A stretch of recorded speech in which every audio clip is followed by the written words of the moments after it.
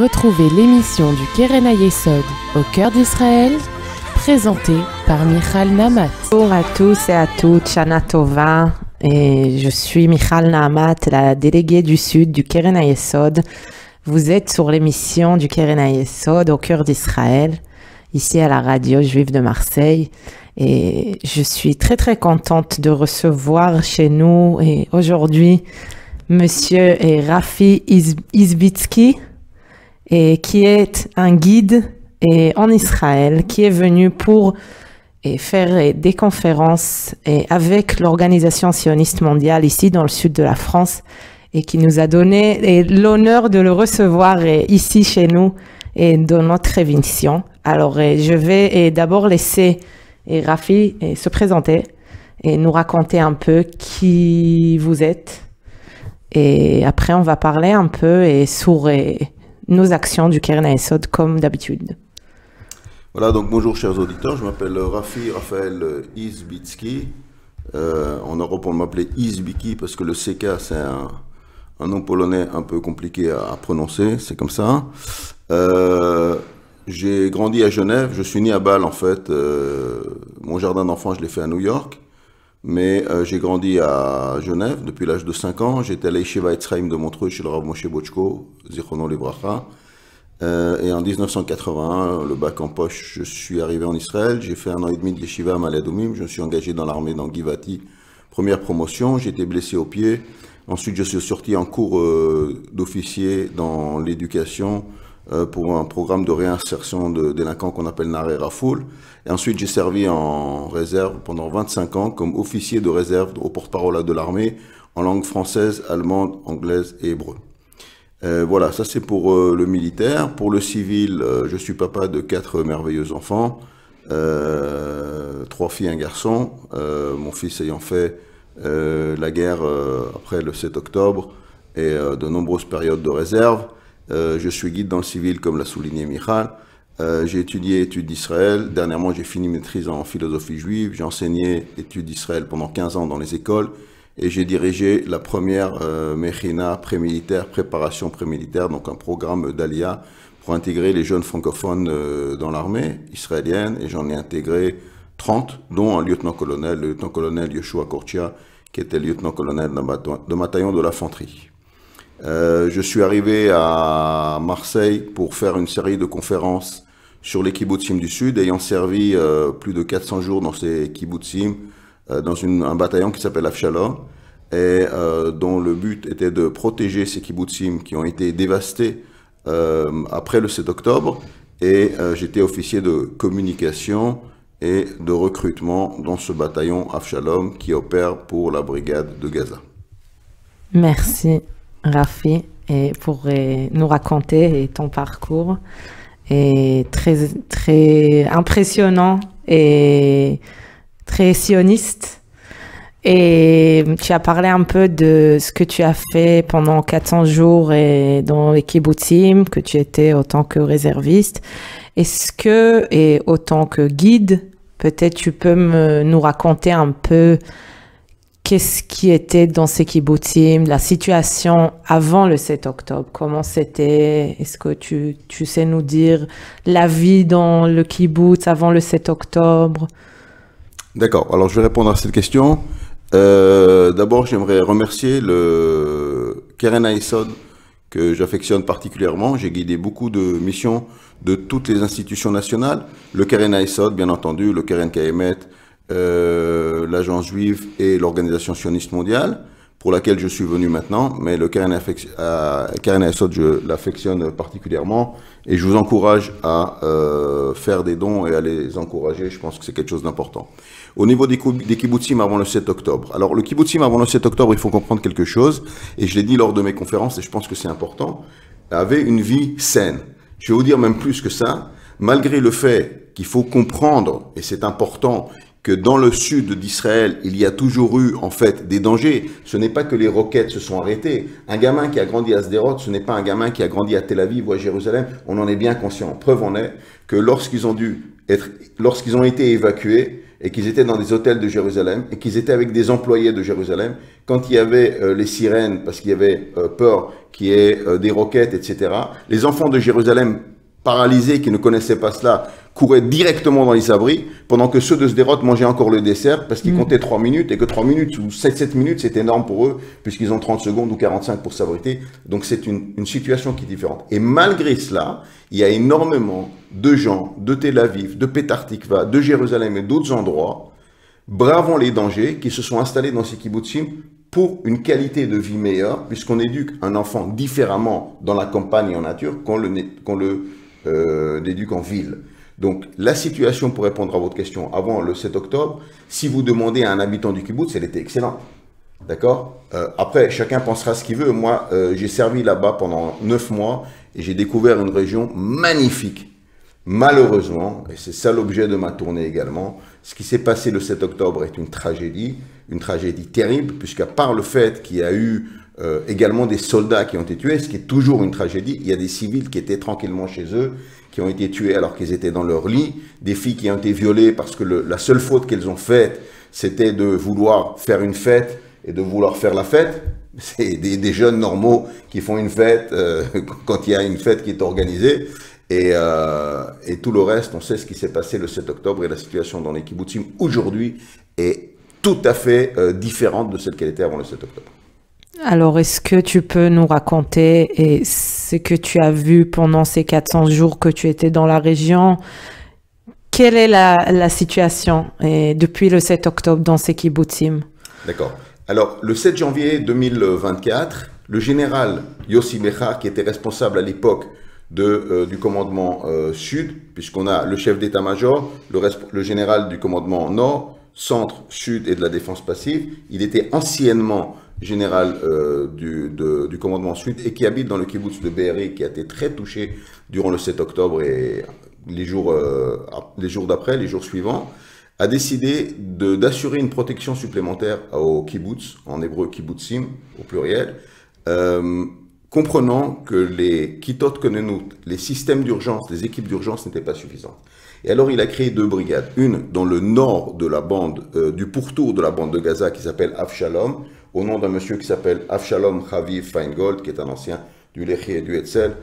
Comme tu es une ancienne du Bétar, je vois que tu souris, donc c'est quelque chose de bien, je comprends, donc tu sais qui est Avshalom Chaviv. Et dans le sud, la même brigade, mais qui s'appelle Yael, au nom de 3 soldats qui ont été tués depuis le 7 octobre. Yaron, Ayn, je ne me rappelle plus, je crois que c'est Ami, et Lamed Liron, si je ne me trompe pas, je peux me tromper au niveau des prénoms, mais enfin, Yael. Et alors le but, c'est d'avoir une protection supplémentaire à ces équipes d'urgence qu'on appelle Kitot Konenut. Donc admettons que dans un kibbutz, il y ait...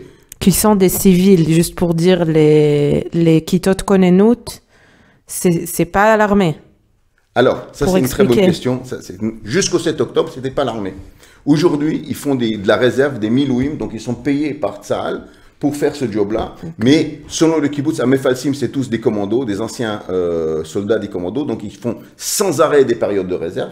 Et quand ils arrivent chez eux, en fait, ils continuent en partie la réserve et en partie ils travaillent. Et ça, c'est une bonne question parce qu'il faut savoir qu'est-ce qui va se passer maintenant avec ces Kitot Konenut. Combien est-ce qu'on peut prolonger ça? Combien sont les frais, etc., etc.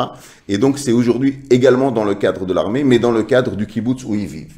Pour nous, les soldats d'Avshalom et pour les soldats de Yael, on vient du pays entier, comme ça se passe toujours à Tzal. Donc, il y a des soldats qui sont dans le nord, il y en a des soldats dans le sud, dans le centre. Et on vient donner une protection supplémentaire. Donc, si une Kitat Konenut, une équipe d'urgence dans un kibbutz, c'était jusqu'à maintenant 7 soldats, eh bien, on double cela, on met 7 de la Kitat Konenut, de l'équipe d'urgence, et 7 de la brigade de Avshalom. Et comme ça, il y a une protection supplémentaire. Et depuis le 7 octobre, il y a les membres du kibbutz, ils sont retournés au kibbutz, et ça dépend quel kibbutzim on parle. Exactement. Alors, je crois que tu as posé la question et répondu en partie à cette question. Ça dépend des kibbutzim, ça dépend des kibbutzim, ça dépend de la portée de l'atteinte de ces kibbutzim, puisque pas tous les kibbutzim ont été atteints de la même manière. Un kibbutz, par exemple, comme Karmia ou comme Yad Mordechai a été beaucoup moins atteint que le kibbutz de Be'eri et le kibbutz de Kfar Aza, où il y a encore aujourd'hui, à l'heure actuelle, je vous parle des otages, soit vivants, soit morts, qui sont encore à Gaza chez les monstres, les terroristes du Hamas. Donc ça, c'est quelque chose qui est important à comprendre.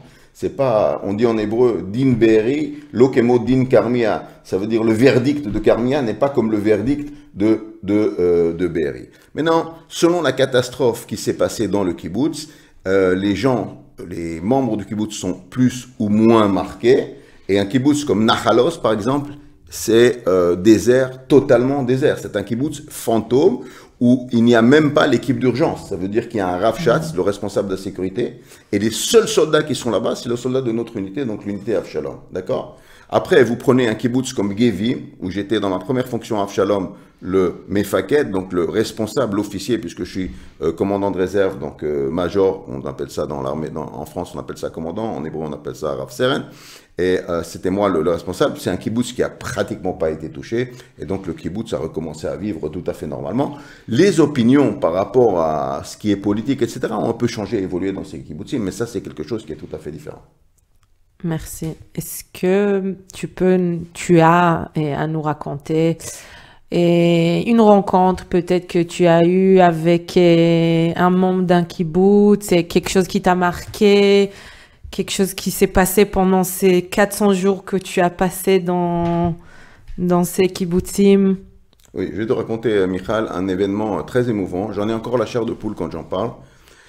Le conseil régional, ce qu'on appelle Rosh HaMoetza, le responsable, le maire des kibbutzim des parties de cette région, a décidé de ramener les écoliers dans les écoles le 1er septembre 2024.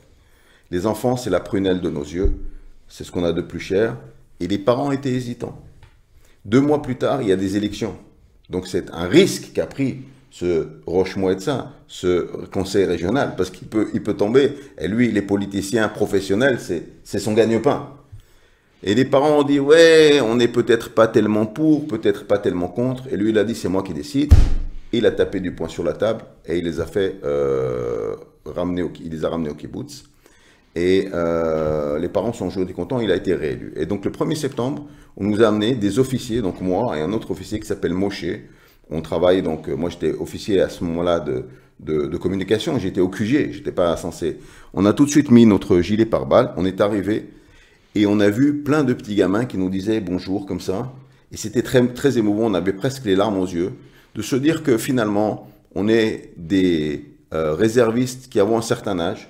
Moi, j'ai passé les 60 ans, je suis revenu alors que j'ai été libéré il y a presque 10 ans, contre ma volonté, parce que je voulais continuer, j'étais porte-parole là, ça s'est pas fait, il y a eu des suppressions budgétaires, et je me dis que je participe à quelque chose d'historique, je participe à l'histoire, je participe à la reprise des classes. Alors, c'est vrai que j'étais pas en train de combattre le Hamas à l'intérieur de Gaza, mais cette brigade Avshalom a permis aux jeunes soldats de ne pas faire ces tâches-là, et de pouvoir s'adonner complètement à ce qu'ils ont à faire à l'intérieur de Gaza. Ça, c'est un des souvenirs que je me rappelle qui était assez émouvant. Merci, merci. Et merci pour tout ce que tu nous as raconté. Juste pour faire aussi le lien avec ce que nous, on fait au Keren HaYesod, avec bien sûr l'aide des donateurs et du Keren HaYesod, parce que sans les donateurs, on peut rien faire. Et le Keren HaYesod avec les autorités en Israël et ont décidé il y a, on va dire, presque un an d'adopter, on va dire, 10 des Ishuvim et Kibbutzim qui ont été touchés et pendant le 7 octobre et les jours d'après le 7 octobre et pour la reconstruction de ces Kibbutzim. Quand on dit la reconstruction, je parle pas des bâtiments, et parce que je sais pas si vous le savez, mais dans notre logo du Keren HaYesod, c'est écrit le Keren HaYesod pour le peuple d'Israël. Et alors on est pour la reconstruction des communautés et du leadership de chaque communauté, de la résilience des communautés. Et c'est vrai, on a adopté avec le Keren HaYesod mondial les 10 des kibbutzim. Ici en France, on a déjà lancé des projets avec, par exemple, le kibbutz Be'eri et avec le kibbutz Niram. Et bien sûr, il y en a d'autres kibbutzim et yishuvim, pas que des kibbutzim, aussi, par exemple, Ofakim, qui fait partie de ces villages et villes qui ont été touchés.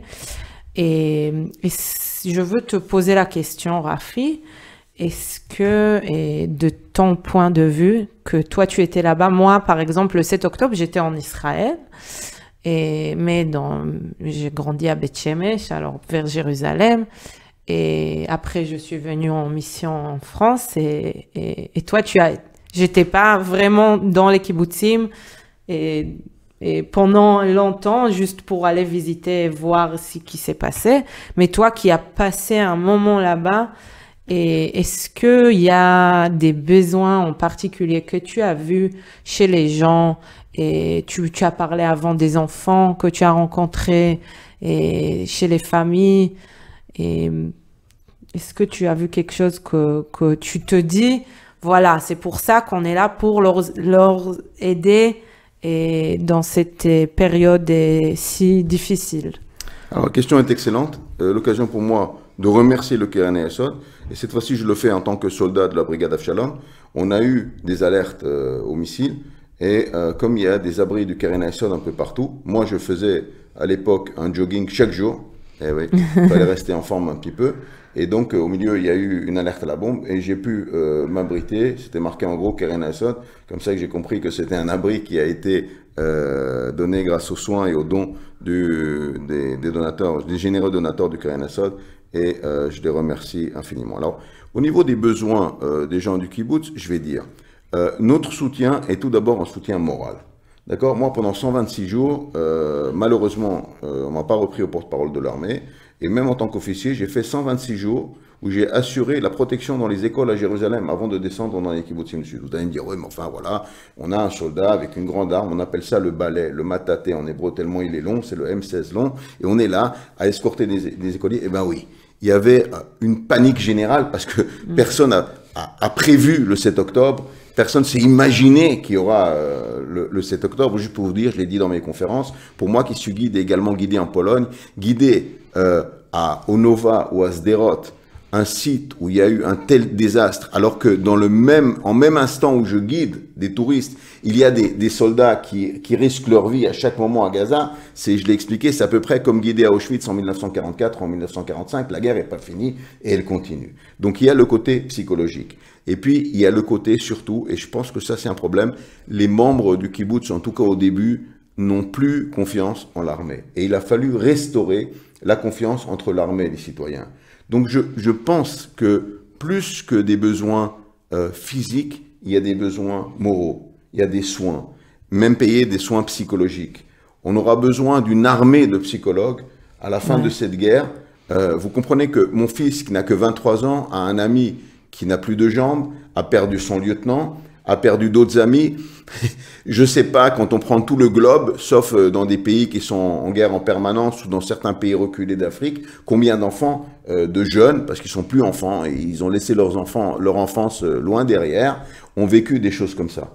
Donc c'est plus que les besoins matériels, on a besoin, dans les kibbutzim, de soins psychologiques et d'aide.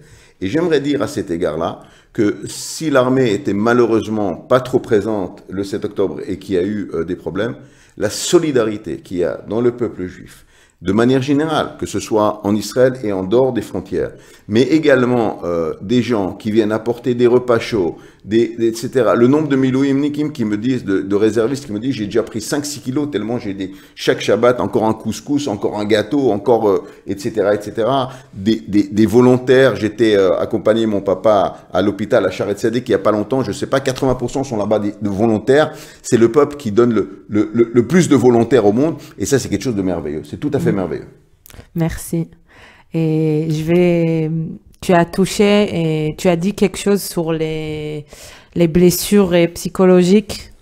Et j'ai lu cette semaine que Il y en a aujourd'hui 20 000 blessés de guerre. Alors, c'est pas que des blessures psychologiques, c'est aussi des jeunes qui ont perdu malheureusement une jambe ou ils peuvent vraiment, à cet âge-là, ils doivent reconstruire leur vie. Et c'est aussi pour dire qu'avec le Keren HaYesod, on soutient, et bien sûr, et aussi des centres de résilience et dans le sud et dans le nord d'Israël, et des centres de rééducation pour ces blessés de guerre, et dans le sud et à Dinegev, dans le nord et dans le centre et à Ichilov et à Beth Levinstein.